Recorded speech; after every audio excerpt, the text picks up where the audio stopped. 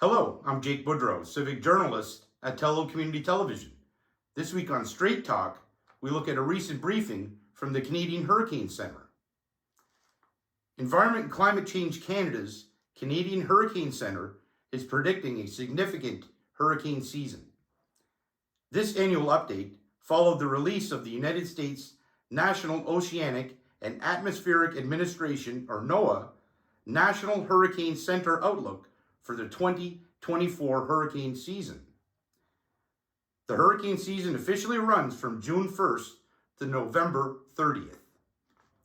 NOAA predicts an above-average hurricane season this year, with 17 to 25 named storms, 8 to 13 hurricanes, and 4 to 7 major hurricanes in the North Atlantic Ocean. Environment and Climate Change Canada said these are the highest numbers that NOAA has ever predicted during a spring hurricane season outlook. Named storms, hurricanes, and major hurricanes can cause significant rainfall, damaging winds, high waves, and storm surge, and these impacts are expected to be even more significant with climate change, said Environment and Climate Change Canada. Global ocean temperatures hit a record high in February 2024, and North Atlantic temperatures have been at record highs for more than a year, said Environment and Climate Change Canada. Warmer water in the tropical Atlantic Ocean is expected to increase the number of storms this year, they noted. Overall, scientists have already seen an indication of an increase in the global proportion of Category 3 to 5 hurricanes over the past 4 decades.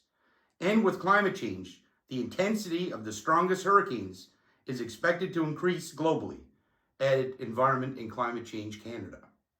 Good day, everyone. Welcome to this year's hurricane briefing as we start the 2024 hurricane season next week. The predictions from NOAA were released earlier this morning and are calling for an active season, so we'll talk a little bit about that. Next slide, please. So before I go into talking about this year's outlook, what I often like to do is look back at last year and see what happened in the previous hurricane season. Looking at the predictions for last year, we were calling for 12 to 17 named storms, 5 to 9 hurricanes, and 1 to 4 major hurricanes. What I'll talk a little bit about in a minute here is some of the competing factors that we were looking at last year. Ultimately, what we ended up with was 20 named storms, 7 hurricanes, and 3 major hurricanes. So certainly the numbers that we saw last year were a little bit, in terms of the named storms, were a little bit higher than the May predictions from last year. In terms of hurricanes and major hurricanes, it was right in that expected range from last year. So next slide. So looking at some of the storms that impacted Canadian territory, we had 5, maybe a 6th one that entered our Canadian Hurricane Center response zone. The most impactful storm last year for us here in Canada was definitely Lee, which caused a lot of damage, storm surge damage along the southern coast of Nova Scotia into New Brunswick as well, and quite a number of power outages. However, nowhere near the damage that what we saw with Fiona back in 2022. So next slide, please. So looking at conditions that we were facing last year, and in last year's briefing, I did mention that we had 2 competing factors. One was the warm water that we were already observing in the Atlantic at this time last year. One of the things that was different last year is we were in a El Nino situation, El Nino condition, which is basically defined by warmer water in the equatorial region of the Pacific. And that tends to lower the number of hurricanes. However, the warmer water in the Atlantic tends to increase the number of hurricanes, named storms and hurricanes that we see over the course of a particular season. So we had these two competing factors, and going into the season, there was a lot of uncertainty in which factor would end up being the dominant one. And it turns out that the dominant feature from last year was that warm water, because we ended up getting those 20 named storms and a fair number of hurricanes and impactful hurricanes as well. So if you look at the Atlantic, again, last year, water temperature was certainly above normal. And then water temperatures were above normal in the Pacific. Now, next slide, I want to show the current water temperature anomalies right now in the Atlantic. So this is what everybody's talking about, is these very warm waters that we're seeing in the tropical Atlantic. And that is going to be a major contributor to this year's hurricane season. And we know that from last year, it was the warm water that ended up being the dominant factor. If we look in the Pacific, you can see that the water temperatures are actually getting colder, certainly colder than they were last year. So that is a condition called La Nina, which tends to favor hurricane formation in the Atlantic. So not only are we getting rid of that El Nino that we had last year, but the water temperatures are at record values in the tropical Atlantic right now. And that's why we're expecting a very active hurricane season this year. So next slide, please. So these are the numbers that were released by NOAA earlier this morning. As I mentioned, they're calling for 17 to 25 named storms. 8 to 13 of those would become hurricanes, and 4 to 7 of those would become major hurricanes. And you can see how that compares to the average. Very active season in the Atlantic expected this year. They always try to achieve a 70% confidence in their forecasts. This year, it's actually up to 85 that they've achieved with these numbers. So very, very high confidence level that it will be an active season this year. So next slide. So what does this mean for Canada? Well, the Canadian Hurricane Center has a response zone, and we don't issue necessarily bulletins and track forecasts and intensity forecasts on every storm that's out there. However, we do look at the ones that enter our response zone and issue special bulletins on those to provide information for Canadians on an approaching tropical cyclone. So this is our Canadian Hurricane Center response zone. So next slide. So if we look at the number of storms that enter our CHC response zone compared to the total number of storms in the basin, we typically get about 35% of those storms that form overall in the Atlantic come into our response zone. So if you kind of translate into those numbers that we saw earlier, again, looking at a potentially active season overall in the Atlantic. However, the percentage of those storms, although the average is 35, on any given year, that average can vary wildly. So even though we may be looking at an active season in the entire Atlantic, we just can't say where these storms are going to go at this stage prior to the season, and if any land areas are going to be impacted. So next slide. So again, hurricane season starts June 1st, extends all the way to the end of November. There have been storms in every month of the calendar year, so doesn't mean that if a storm forms outside the traditional hurricane season, that it's something, especially abnormal, because we have seen it before. But certainly the bulk of the activity occurs in the months of August, September, and October. So next slide, please. So finally, this is the names that we will be using this year. So there's already an area that is being watched right now in the Caribbean. There's a low probability of formation. However, if it does become a tropical cyclone, a named storm, or if any whenever the first named storm happens to be, whether it's this one or some other storm later on, it will be named Alberto and followed by Burl, Chris, and so on. So these are the list of names that we will be using this year. Given the predictions for the high number of storms, we may have to use our supplemental list of names. We no longer use the Greek alphabet, so we have a supplemental list of names that was introduced a few years ago after the 2020 season that we may have to use this year. So last slide.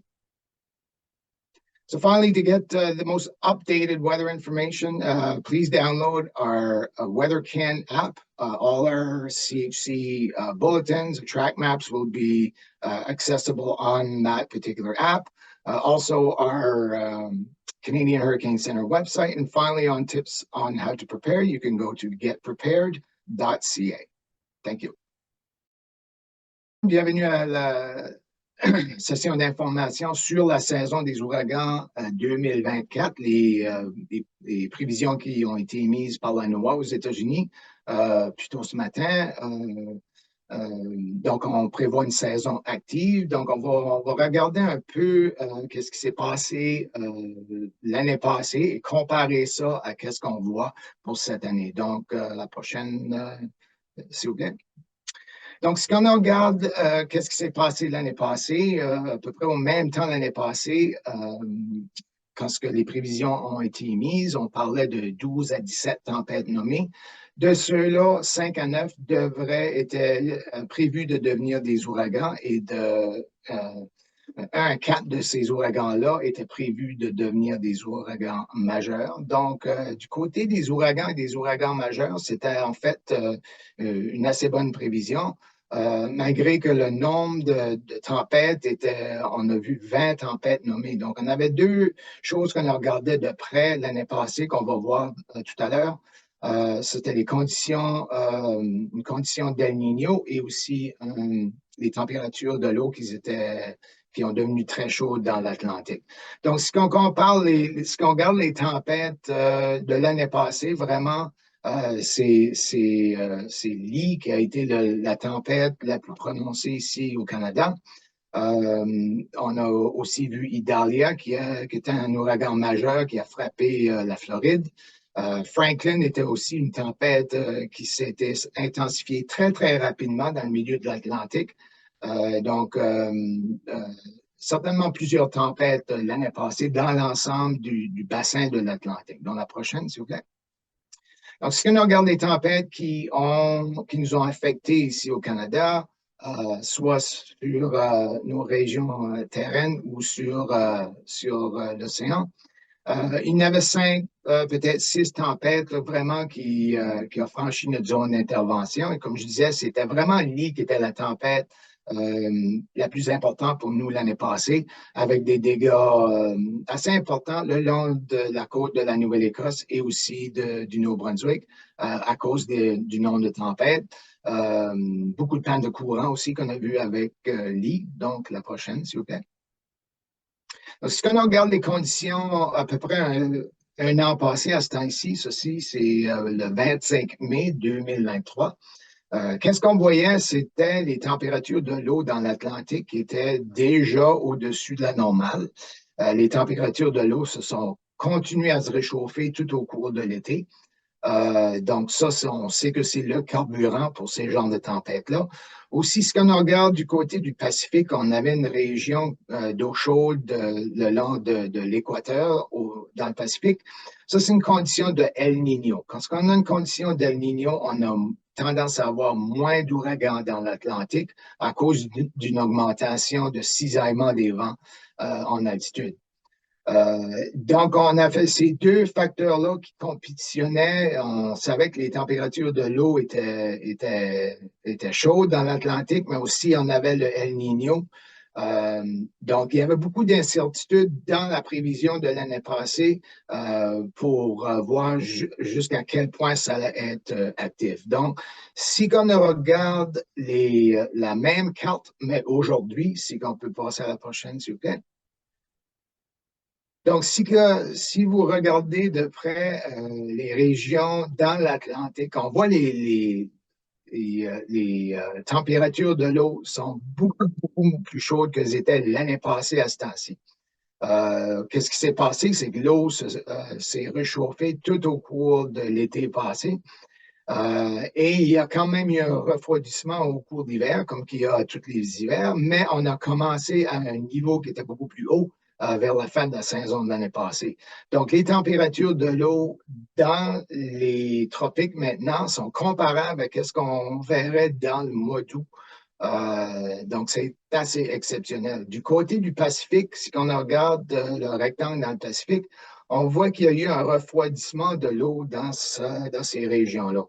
Ça, c'est une condition qu'on appelle la Niña. Quand on a une condition la Niña, on a tendance à avoir plus d'ouragans dans l'océan Atlantique. Donc, ces deux facteurs-là, le facteur qu'on a la Niña qui se développe, et aussi qu'on a vraiment des températures records dans l'Atlantique, ça nous porte à croire que ça va être une saison active, même possiblement hyper active. Donc, si on peut passer à la prochaine, s'il vous plaît.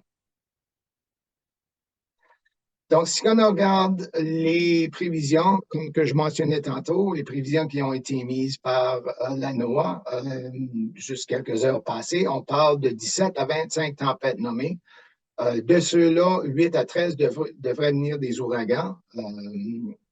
Et de ces ouragans-là, de 4 à 7 pourraient devenir des ouragans majeurs. Habituellement, ils essaient d'avoir une confiance d'au moins 70 dans leurs prévisions. Donc, ils peuvent ajuster leurs chiffres en conséquence. Cette année, ils ont une confiance dans leurs prévisions de 85 Donc, il y a beaucoup de confiance à cause de ces deux phénomènes-là qui contribuent à une saison active. Donc, la confiance est très haute dans leurs prévisions de cette année. Donc, la prochaine, s'il vous plaît. Dans notre zone d'intervention du Centre canadien de prévision des ouragans, vraiment, c'est cette région-là, on n'émet pas des bulletins sur toutes les tempêtes dans le bassin atlantique. Vraiment, qu'est-ce qu'on fait? On va émettre des prévisions de trajectoire et d'intensité de ces tempêtes-là quand on prévoit qu'ils vont entrer dans notre zone d'intervention. Donc, ceci, c'est notre zone d'intervention. Donc, si on regarde le nombre de tempêtes en moyenne qui franchit notre zone d'intervention à comparer à tout le bassin, on voit qu'on a à peu près 35 du total des tempêtes qui se développent dans l'Atlantique vont se trouver dans notre zone d'intervention. Donc, la prochaine, s'il vous plaît. Donc, ça, c'est toutes les saisons au cours des années depuis 87, depuis la naissance du Centre canadien de prévision des ouragans. Et c'est ça, le pourcentage d'année en année peut varier énormément, mais en moyenne, c'est à peu près 35 Donc, en 2020, on a eu, c'était une saison record avec 30 tempêtes nommées. Et si on regarde, il y a vraiment 8 ou 9 tempêtes qui ont franchi notre zone d'intervention. Donc, ça peut varier d'année en année. Donc, la prochaine, s'il vous plaît. Donc, la saison débute la semaine prochaine, le 1er juin, puis il va se continuer jusqu'à la fin du mois de novembre, donc jusqu'au 30 novembre. Il y a eu des tempêtes vraiment dans tous les mois du calendrier, donc c'est possible qu'on ait une tempête ici qui se développe avant le début de la saison. Et c'est encore possible qu'il y ait des tempêtes au début décembre, ça c'est possible aussi, mais le gros de l'activité du côté des ouragans, c'est vraiment dans le mois d'août, septembre et octobre. Donc, la prochaine, s'il vous plaît.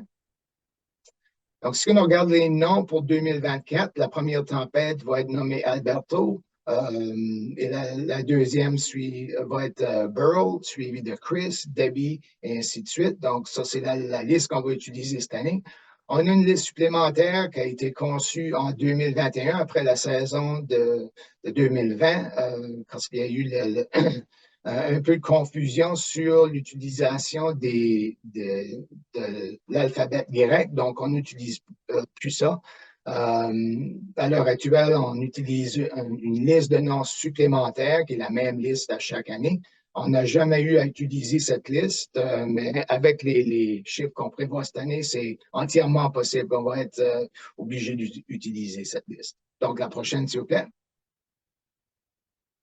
Donc, finalement, pour avoir toute l'information sur n'importe quelle tempête qui approche nos régions, l'application MétéoCan, on a tous nos produits, nos cartes de trajectoire, nos bulletins d'information sont tous sur l'application MétéoCan. Vous pouvez aussi aller sur notre site web et finalement, pour mieux se préparer pour ces genres de tempêtes-là, vous pourrez aller à préparez-vous.gc.ca. Merci. So our first question is from Nathan Coleman from the Weather Network.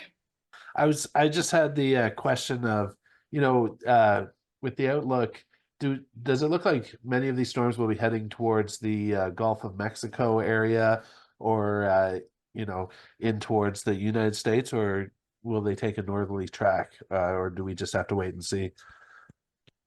Yeah, essentially, at this point in the season, it's really not possible to say, where exactly these storms are going to go. Really, we do have to wait till they actually form, because where these storms go really depends on the weather of the day. One of the things is the Bermuda High, how strong it is, where is it centered. That usually dictates if we see storms recurving, or if they keep going into the Gulf of Mexico or into Central America, as sometimes we see later in the season. So again, that's something that we can't really say with a whole lot of confidence at this point before the season starts. Okay, thank you.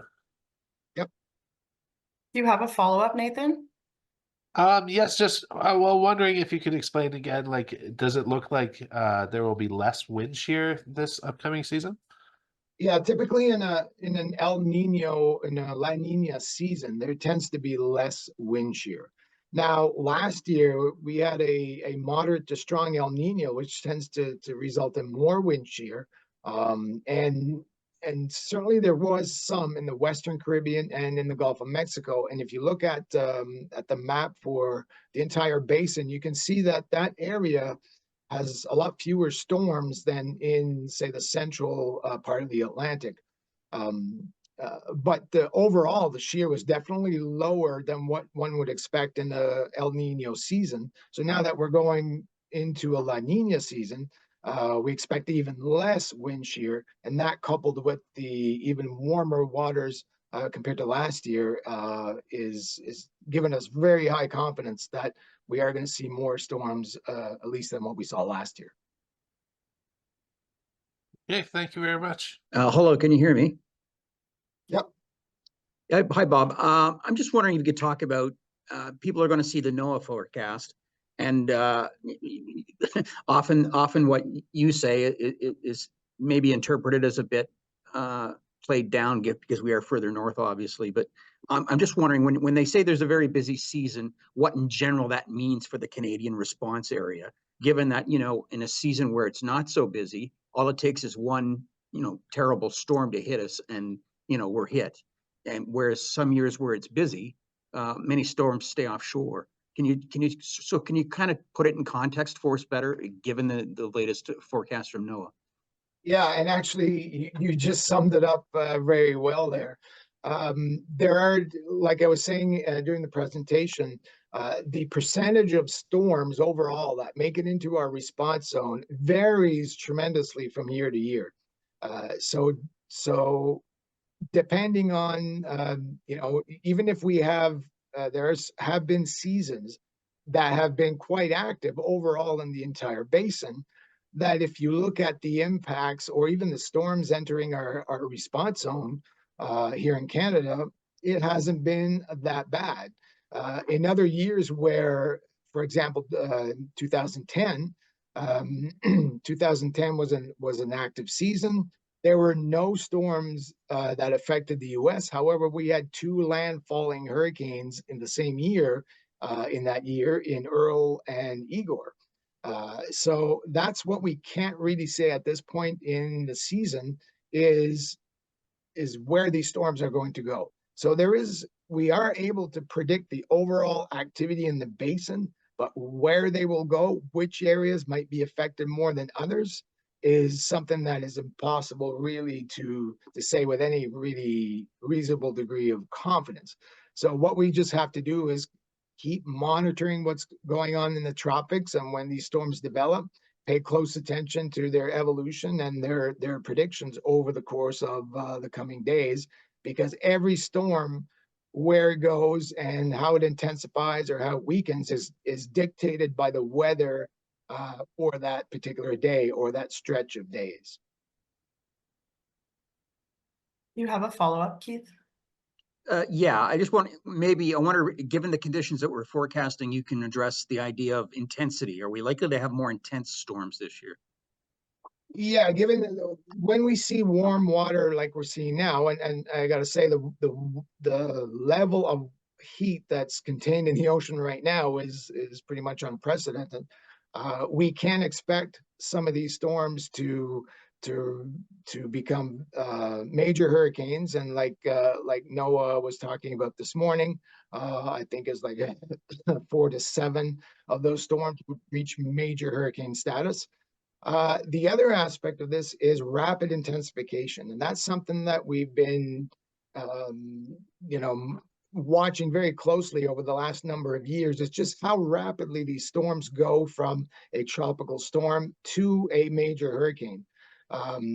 If we look at Otis, for example, last year, which was granted in Pacific, it intensified 177 kilometers per hour in a 24-hour period. So it went from basically a tropical storm to a major hurricane within a day. And we saw similar things with Franklin, although Franklin stayed just offshore. So that we were thankful for that. But when we see water temperatures this warm, you're looking at intensity and you're looking at the rate of intensification, which can be tremendous as well. Thank you. Notre prochaine question nous provient de Annie Guillemette, 98.5 Montréal.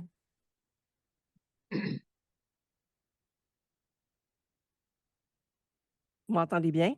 Oui. Super. Je vais faire faire le perroquet. Je ne m'y connais pas du tout en météo, mais pouvez-vous revenir en français sur la différence des années El Niño puis des années de La Niña, juste pour voir là, l'importance des facteurs pour cette année? Oui, donc quand on a un El Niño, ça c'est une condition d'eau chaude dans les régions équatoriales du Pacifique. Ça a tendance à nous donner plus de cisaillement de vent dans l'Atlantique. Donc, il y a une plus grosse différence de vent en altitude d'une saison de El Niño à comparer une saison de La Niña. Les ouragans, ils n'aiment pas vraiment le cisaillement des vents. Vraiment, les ouragans sont des tempêtes vraiment verticales. Aussitôt qu'il y a beaucoup de différence avec la vitesse et même la direction des vents en altitude, on a tendance à avoir moins d'ouragans. Donc, l'année passée, c'était une saison El Niño. Cette année, c'est une saison, on se dirige rapidement vers une saison La Niña, qui veut dire qu'il y a moins de cisaillement. Donc, les vents sont plus uniformes dans l'Atlantique, qui fait en sorte que c'est plus propice pour ces genres de tempêtes-là à se développer. Donc, on a tendance à avoir plus d'ouragans dans l'Atlantique dans une saison La Niña que El Niño. Si on combine ça avec l'eau chaude, qui est particulièrement chaude cette année, j'imagine que, et là, je vous fais encore faire la réponse en français, ça va avoir un impact possible, en tout cas, sur la violence des tempêtes. Oui, on parle si tu parles de l'intensité, oui, absolument. On prévoit, là, avec les prévisions qui ont été émises ce matin, là, on parle de 4 à 7 de ces ouragans-là qui vont possiblement devenir des ouragans majeurs. Donc, ça, c'est des vents très violents et très destructifs. Donc, il n'y a pas juste l'intensité de ces tempêtes-là, mais c'est le niveau, comment rapide que ces tempêtes-là peuvent aller d'une tempête tropicale à une tempête très, très importante, même dans dans l'espace de 24 heures. So our next question is from Natasha Belowski from National Observer. Her headphones are not working, so I'll read out the question. Bob, as you explained earlier, there are many factors at play here: El Nino, El Niña, and overall water temperature. Can you please explain how climate change impacts hurricane season and the intensity and/or frequency of storms? So I think that's something Nathan can respond to. Thank you for the question. So in terms of climate change impacts on hurricanes, we don't expect a big influence on the frequency, on the total number of hurricanes, of tropical storms. But we do expect that the most intense hurricanes will become more intense. That was a projection of the last IPCC report. At the same time, the rainfall associated with hurricanes is also projected to become more intense. And with sea level rise will exacerbate the impacts associated with storm surges. So we do expect climate change to worsen the impacts of hurricanes, particularly the rainfall effects and particularly the storm surge impacts. And then as a follow-up, we had mentioned, you had called the current water temperatures unprecedented and described the process of rapid intensification. How concerned are you by both the water temperatures and storm behavior? Certainly, if we look at conditions down in the tropics right now, the water temperatures are extremely warm. And we definitely expect that that area is going to be active. How that translates into what happens here in Canada is a different story. Now, if we look at general water temperatures off our coast right now, they're actually a little cooler than the average. That cold anomaly is expected to disappear by the time we reach the peak of hurricane season.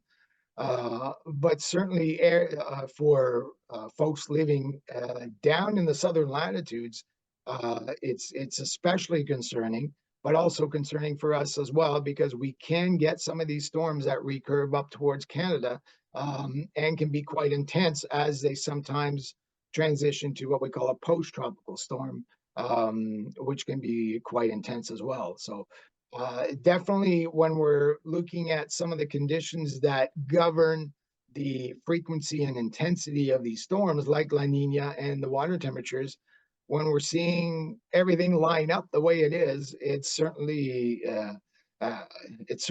causes some concern, but the key to counteract that is the preparedness piece. And that's why we're talking about hurricanes today. One of the big reasons is just to remind people that we are approaching hurricane season. And if there's anything that needs to be done in preparation for that around your property, around your home, now is not a bad time to do it. Our next question is from Paul Hollingsworth, CTV News. As a TV reporter, I've stood outside in many a hurricane and tropical storm over the past 10 years.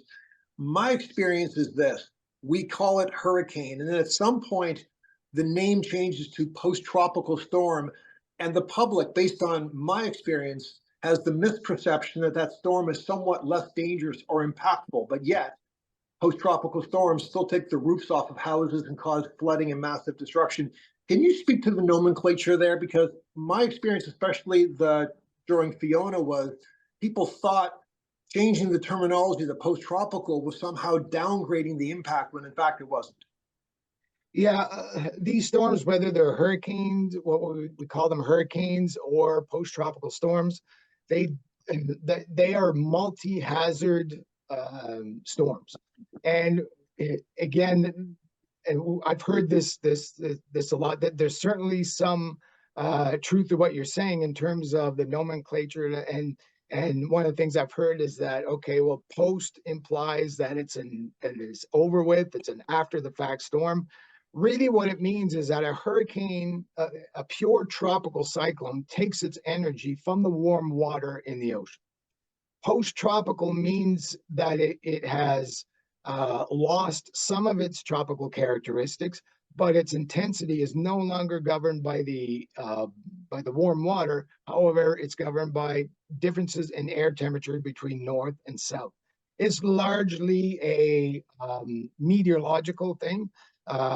In terms of Fiona, I've heard people say, well, you guys called it a post-tropical storm, and that's what led people to get their guards down. However, it was only declared post-tropical in the overnight hours of that Friday into Saturday. So going into Friday night, when all preparations should have been completed, it was still a hurricane at that particular time, which tells me that people aren't really paying as close attention as they could to the individual hazards that are associated with these storms.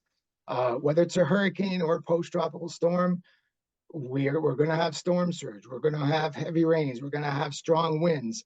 And the nomenclature from the hurricane to post-tropical has no bearing on the intensity of the storm. It's just what actually fuels the storm. On va passer à la prochaine question. On a une deuxième question dans le chat en français de Radio-Canada. Donc, pour M. Robichaud, dans quelle mesure les Canadiens pourraient être touchés par ces éventuelles tempêtes? Ben, c'est certain, quand on prévoit une saison active, il y a toujours une possibilité que ces tempêtes-là nous affectent, mais qu'est-ce qu'on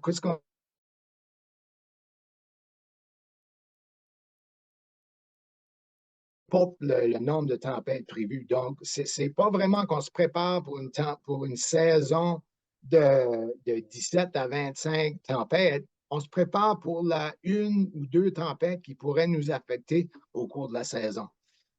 Donc, c'est ça vraiment qu'il faut se préparer pour, pas nécessairement le fait qu'il va y avoir beaucoup de tempêtes dans l'ensemble du bassin atlantique. Donc, on va reprendre la question de M. Lavani à Radio-Canada Acadie.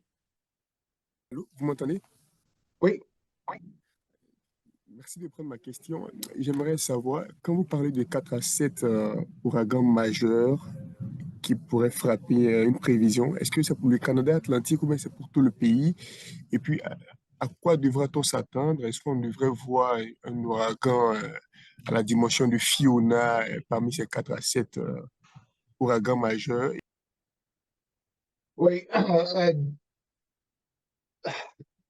Si on regarde Fiona, dans le temps que c'était un ouragan juste au nord des Caraïbes, c'était évidemment un ouragan majeur qui est devenu une tempête post-tropicale par la suite.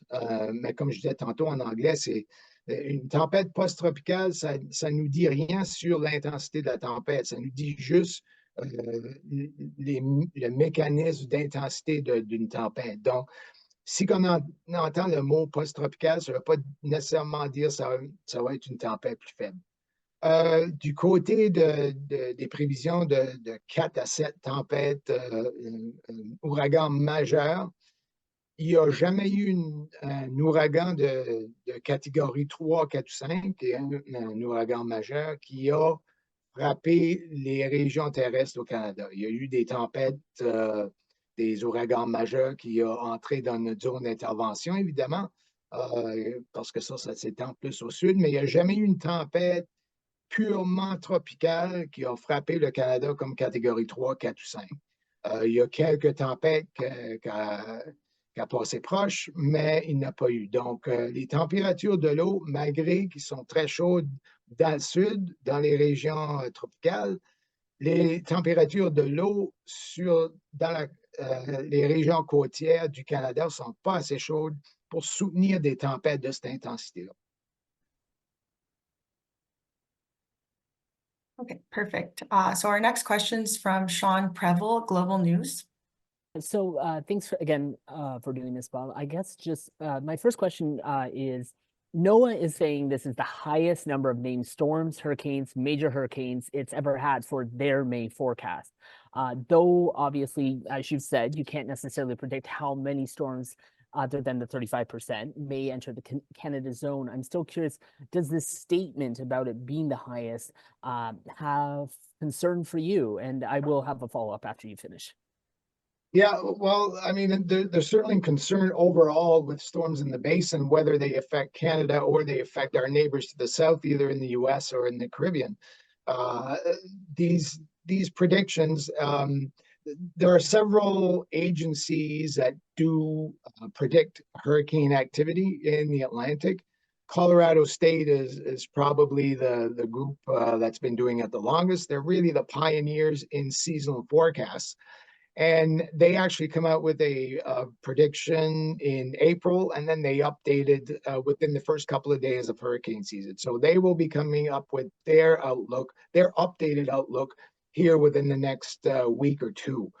In their April outlook, it was also their highest numbers that they had ever predicted for a hurricane season in that April outlook. So we'll see what happens here in a couple of weeks with their update. As far as NOAA goes, yeah, it's their highest that they've ever issued for a May forecast. They haven't been doing it quite as long as Colorado State. But whenever you see those sorts of water temperatures and the fact that it's lining up with a La Nina, we were expecting some large numbers. And the question is that we can answer is where these storms are going to go. So we know there's probably going to be a lot, and there are probably going to be some really intense storms. The question is, where are they going to go? And we have to wait till they actually develop to get a good handle on that. My follow-up really is there is a lot of talk of preparedness. Noah mentioned it. It kind of seemed like every other word, and you yourself has also mentioned it. But I am curious, what can Canadians do really just to prepare? Are there certain things, and this question is for either of you, really, whoever wants to answer. Yeah, I can take a stab at it. Really, it starts with knowing your risks. So preparedness is going to take different shapes depending on the individuals involved, the families involved, the location. Obviously, someone who lives right on the coast is going to have to take certain precautions or preparations. That might be different from someone who lives inland at a higher elevation, because you can have different hazards from these storms causing different impacts. One of the things that, so in terms of the preparation, obviously, is knowing your risks. Once you, and that could be a matter of just sitting down and actually writing down what your risks are in your area. And Public Safety Canada has a really good website that walks you through this process. Once you know the risks, you can take measures to mitigate those risks, and then prepare with some of the items that you might need to have in the event of a power outage, or road closures, or those sorts of things. We often talk about trying to be prepared to be self-sustained for a period of 72 hours. Now, that is not to say that everything is going to return to normal in 72 hours. It just gives that period of time to allow emergency managers to come up with a plan to deal with whatever they're dealing with. So those are really the kinds of things that that you have to start off with, is knowing what your risks are and then walking them or working through those risks to try and mitigate those risks, whatever they might be. So our next question is from Matthew Degle, Telegraph Journal. As you mentioned previously regarding the temperatures in the tropical Atlantic basin, also around Atlantic Canada, I guess what I was curious about is how about the potential impact of those water temperatures can have particularly in the Maritimes, in places like around the coast in New Brunswick, Nova Scotia, Prince Edward Island. Right. So yeah, as I mentioned earlier, so some of the there is a large area of water just off the coast of Atlantic Canada that's actually colder than average right now. And that's going to be something that we're watching over the course of the summer. Now, if we look at some of our longer term models, they suggest that this cold water, this cold anomaly in water temperature is going to disappear by the time we reach the peak of hurricane season, which is into August, September, and October. So that's going to be something that we're watching closely. So if we get to a point where the water off our coast becomes warmer than average, what happens is if we do have a tropical cyclone approaching, it kind of slows down the weakening that might otherwise occur if the waters were closer to normal or actually colder than average. If that area of colder water right now stays cold, that might actually increase the weakening of any pure tropical system that comes our way. The caveat to that is when we talked about post-tropical storms don't get their energy from the warm water. They get them from the difference in air temperature between north and south, like a Dorian, like a Fiona. So water temperature becomes less of an issue off our coast if a storm is post-tropical. If it's a pure tropical system like Juan in 2003, then water temperature plays a much larger role just off our coast.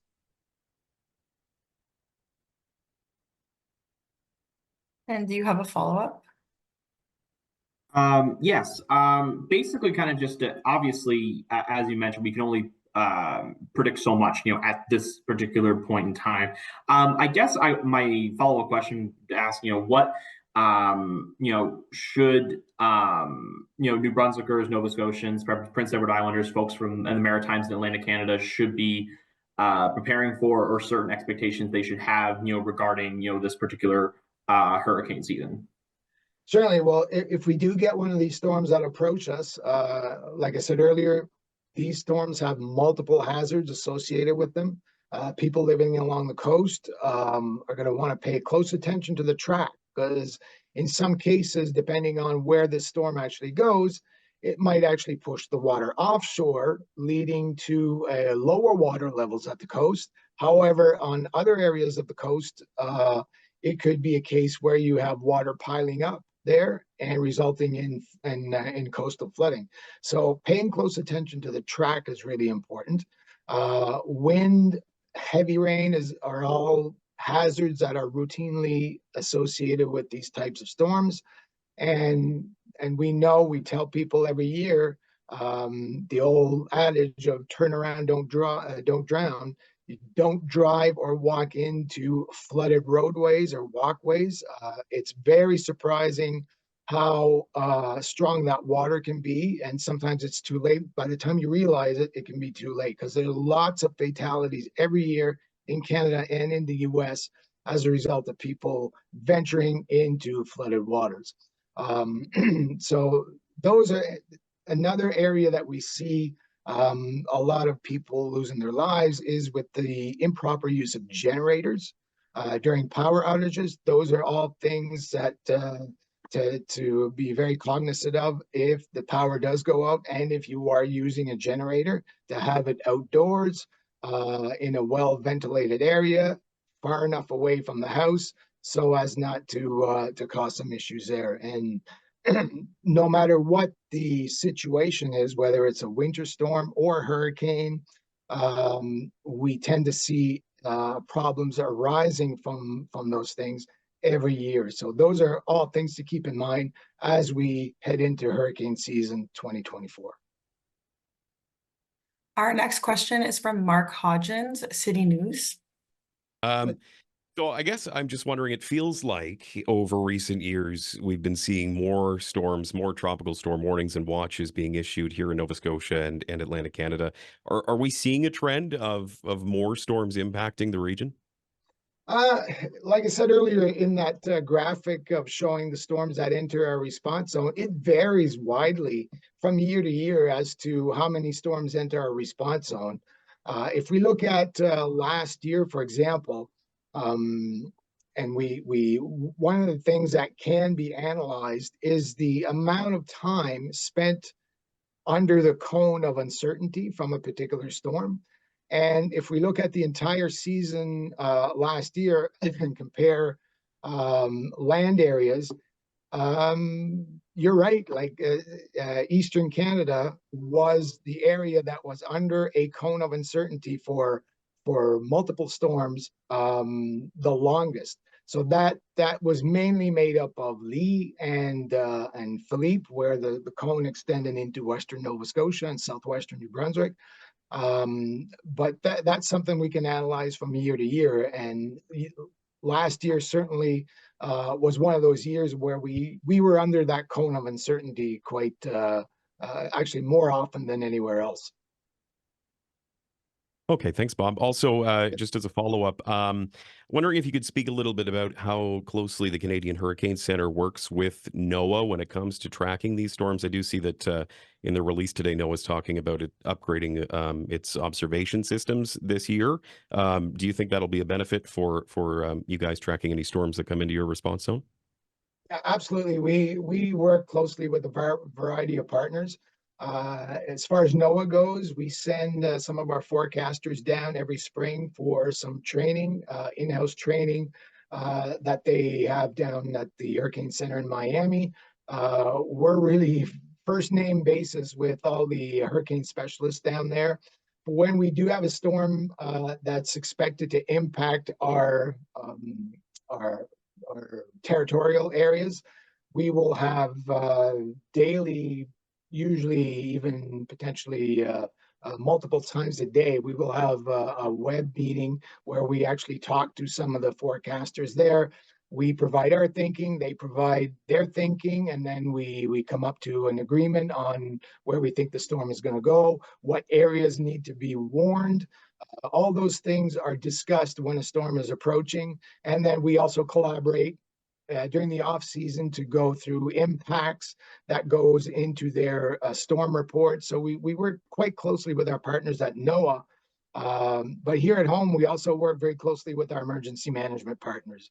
I, for one, am embedded in the offices of EMO Nova Scotia.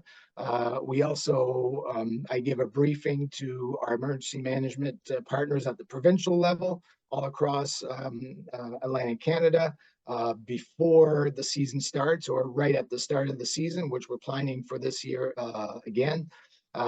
So we work very closely with our partners at NOAA and also with our emergency managers here at home as well. Joining us today is Chris Fogarty, a meteorologist, program manager with Environment and Climate Change Canada's Canadian Hurricane Center. Thank you for joining us today, Chris. Yeah, no problem, Jake. I guess first off the top, in the briefing that took place, it was said that the hurricane season in Atlantic Canada will be active. Does that mean more storms, more severe storms, or both?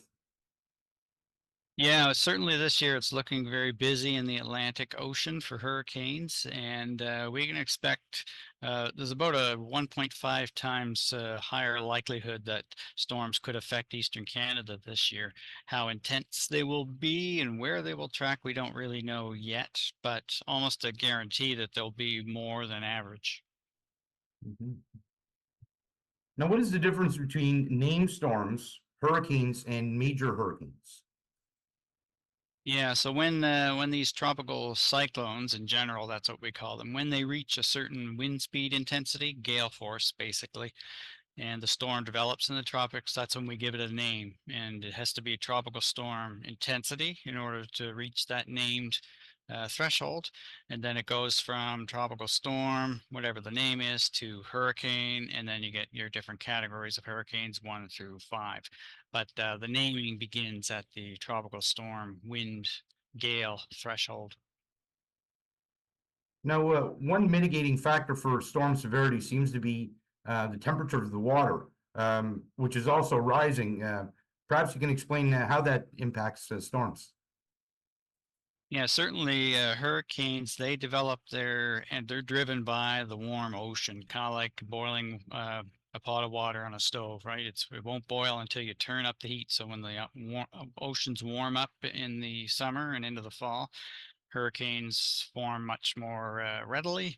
And you mentioned sea level rise. That's happening, over much of the world, just in general, even in the absence of hurricanes. But as those sea levels continue to rise, when we do get storms, whether they're hurricanes or winter ones, we're getting impacted more heavily because the waters are rising, but our properties and structures are still there, right? So each year there's an increased risk of getting damage from storm surge and waves.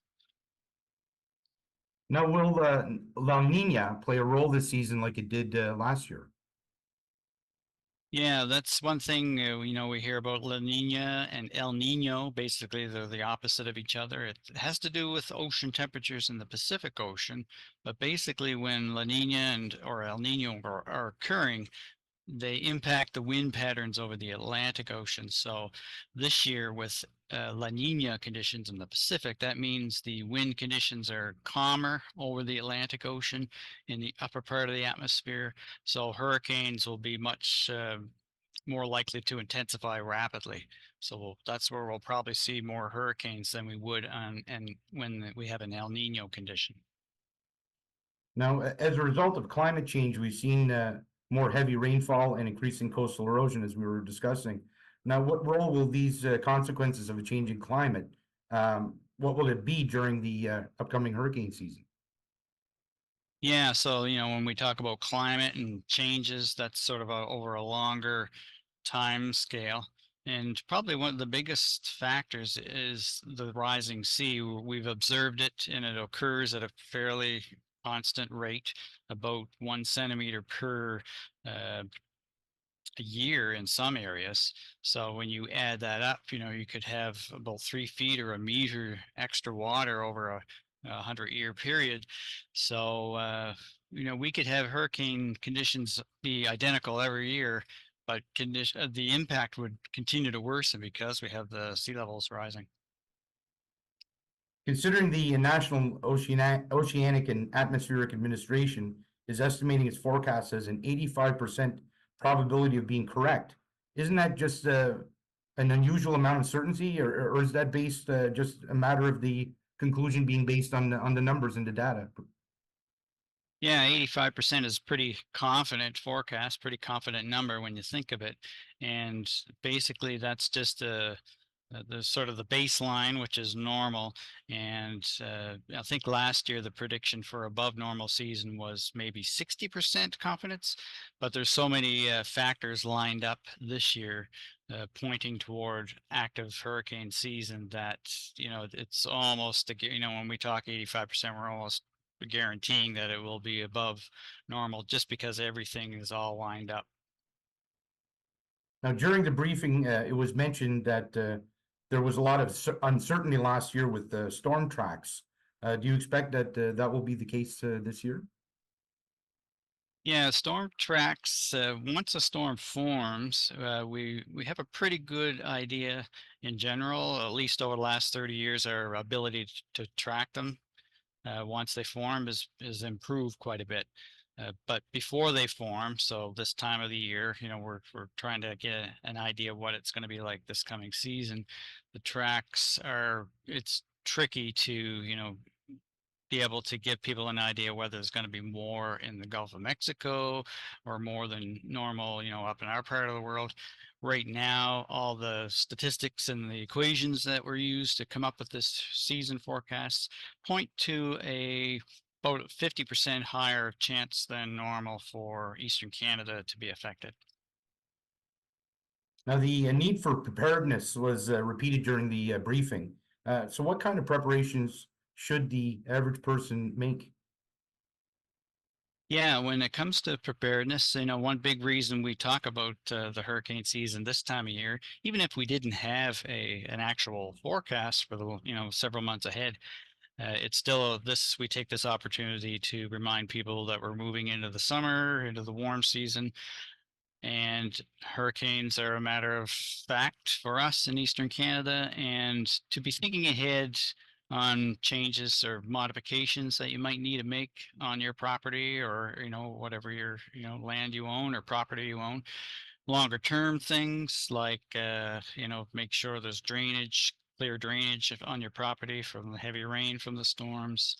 Vegetation, trees, is there a lot of overgrowth, maintaining that well ahead of time. You might not have enough time, when the storm is on the map and in the news to do all that sort of stuff. Of course, there's a shorter time frame things that we know about, right? Anticipating maybe 3, 4, 5 days of power outage. What are the sort of things you need to do, on your personal, home level to get prepared.